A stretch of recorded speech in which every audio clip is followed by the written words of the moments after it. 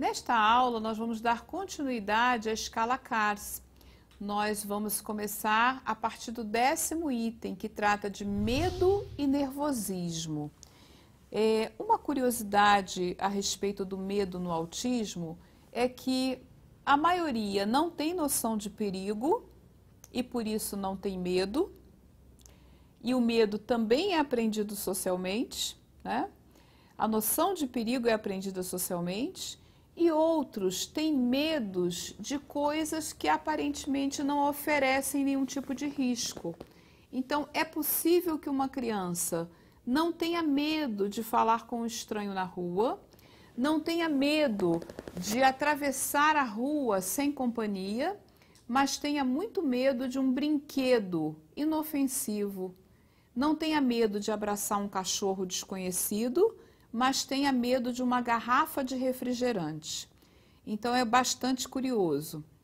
E o nervosismo, quando nós falamos da palavra nervosismo, estamos nos referindo à birra, que é muito presente em alguns casos de autismo.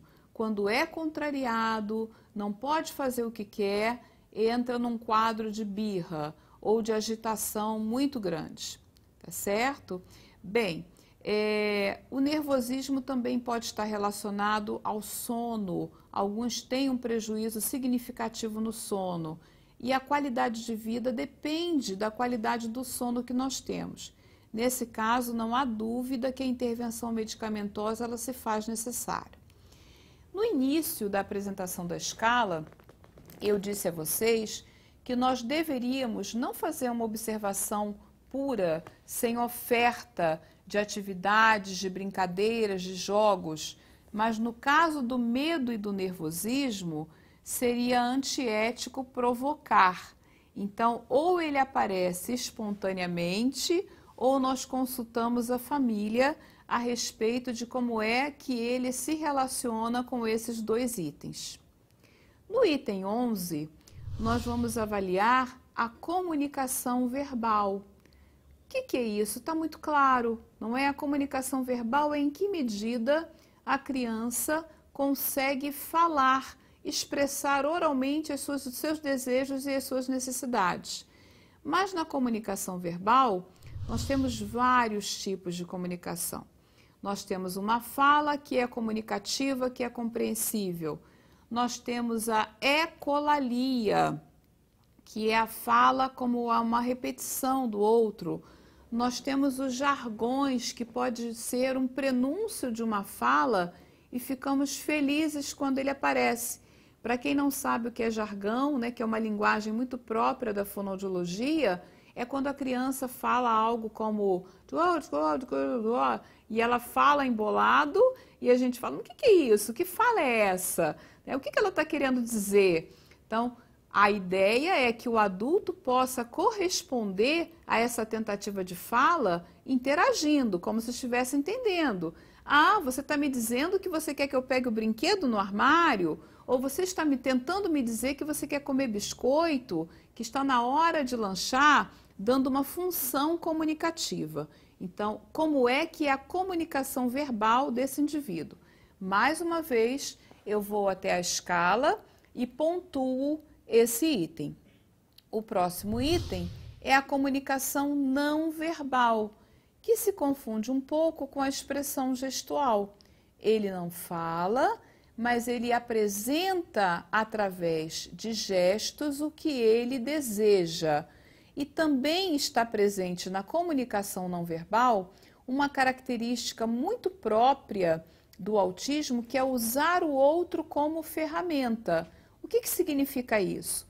Normalmente, puxar você pela mão e levar até o objeto que ele deseja pegar, ou então, né, botar a mão dele por cima da sua e pegar um objeto que aparentemente ele teria condições de pegar sozinho, mas que ele não se deu conta ainda de que ele é um sujeito, que ele pode fazer isso, então se utiliza dessa expressão, dessa comunicação não verbal.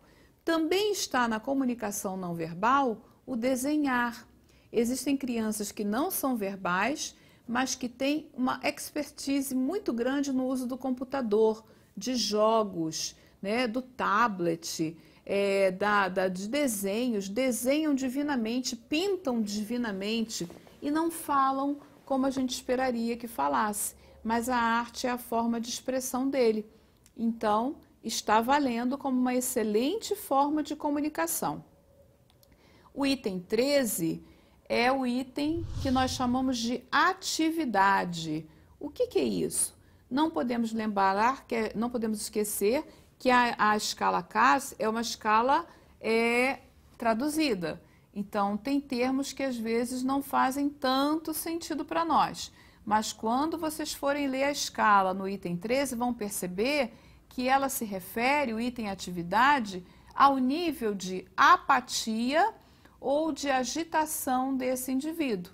Então, é um autista que é apático, aquele considerado clássico, que faz um movimento de pêndulo, né?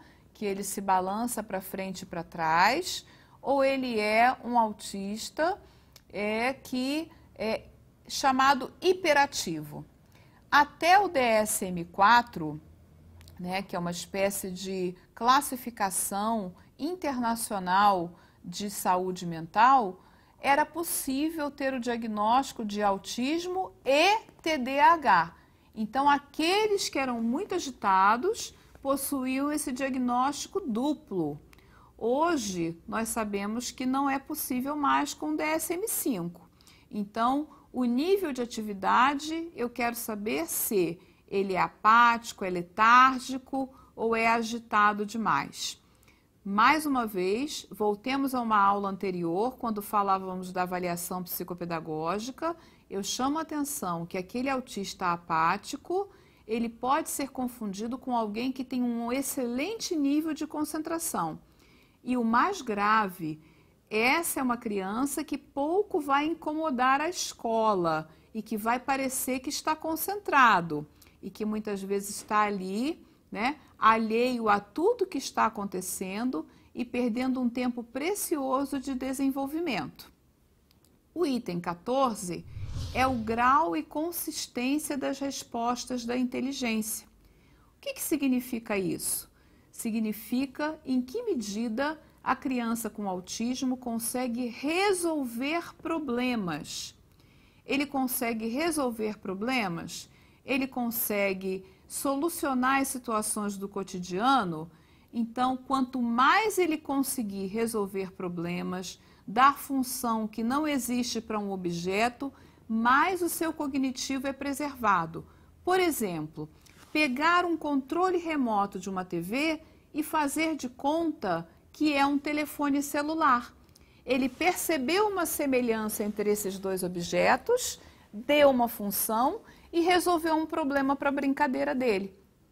Rasgou um objeto, um papel, e ele tentou colar, tentou consertar. Ele não sabe ainda calçar os sapatos, mas ele faz essa tentativa. São soluções de problemas do cotidiano que falam de um bom prognóstico do seu cognitivo. O 15º item é a sua impressão geral. Você como avaliador e como observador. É um avaliador que considera que tem a presença do autismo? Não tem a presença do autismo? Há críticas sobre esse 15º item porque ele pode parecer subjetivo. Mas eu posso garantir a vocês que depois de passar pelos 14 itens anteriores, você já terá uma impressão bastante, se não bastante, perto do definido da sua impressão sobre o autismo. Antes de concluirmos a escala e de falarmos de como se pontua, é importante fazer uma diferenciação voltando às aulas anteriores. Esta escala me serve para verificar se há ou não há autismo, em qual grau ele se apresenta, se é leve, moderado ou grave, ou ainda se não há autismo, certo? E a avaliação psicopedagógica não é para diagnosticar autismo, e sim verificar qual vai ser o planejamento das minhas intervenções, o que é que eu vou fazer com ele nas escolas e nos consultórios. Muito bem. Depois que eu pontuo toda essa escala, eu marquei 2, 2,5, 3, 4 para cada item, eu vou fazer um somatório. E a partir deste somatório, de acordo com a legenda que há na escala, eu vou identificar onde é que ele se encontra. É leve, é moderado, é severo, não tem autismo, tem um outro transtorno qualquer que não tem autismo, então agora eu já sei quem é o sujeito com o qual eu pretendo trabalhar. Muito bem. Em que medida a escala me serve para as intervenções? Fica uma sugestão que as intervenções, o seu plano de metas para o seu paciente ou aluno também saia dessa escala. Nós temos como um padrão de considerado típico aquilo que você tiver marcado 1 ou até no máximo 1,5. Tudo mais que você marcou de 2 para frente, 2, 2,5, 3, 3,5, 4, já é merecedor de entrar num plano de intervenção. Ou seja, por exemplo, se lá no item 2, que é a imitação, eu marquei pontuação 3, é claro que eu, como terapeuta ou professora, terei que inserir nas minhas intervenções o trabalho com a imitação. Eu precisarei ensinar essa criança a imitar. Eu precisarei ensinar essa criança a se expressar adequadamente no que diz respeito às suas emoções. Eu vou precisar ensinar ou não a obedecer a rotina. Então, é uma avaliação que ela é, ao mesmo tempo, quantitativa, porque eu somo pontos, muito embora isso seja muito discutível na comunidade científica. Será que somar pontos fala de alguém, fala do perfil de alguém? Mas essa escala foi validada internacionalmente, eu posso confiar nela, né? Mas também é uma avaliação qualitativa, porque o tempo inteiro eu estou me perguntando, ele imita, ele expressa verbalmente, ele expressa emocionalmente, mas em que medida e em qual proporção?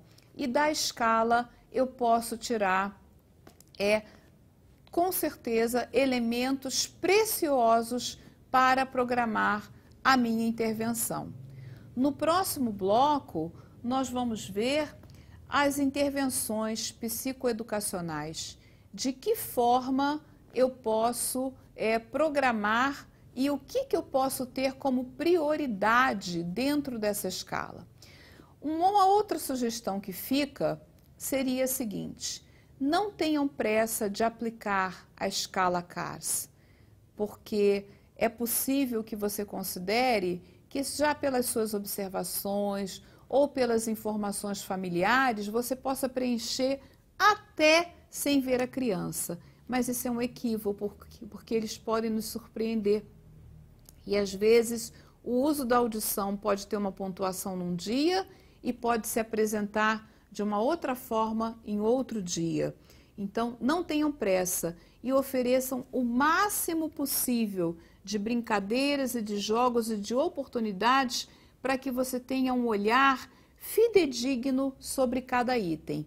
Porque, repito, quanto maior a precisão da sua avaliação, mais qualidade vai ter a sua intervenção. Quanto mais precisa a escala, melhor você vai ter a possibilidade de fazer um plano de metas adequado para o seu aluno ou paciente.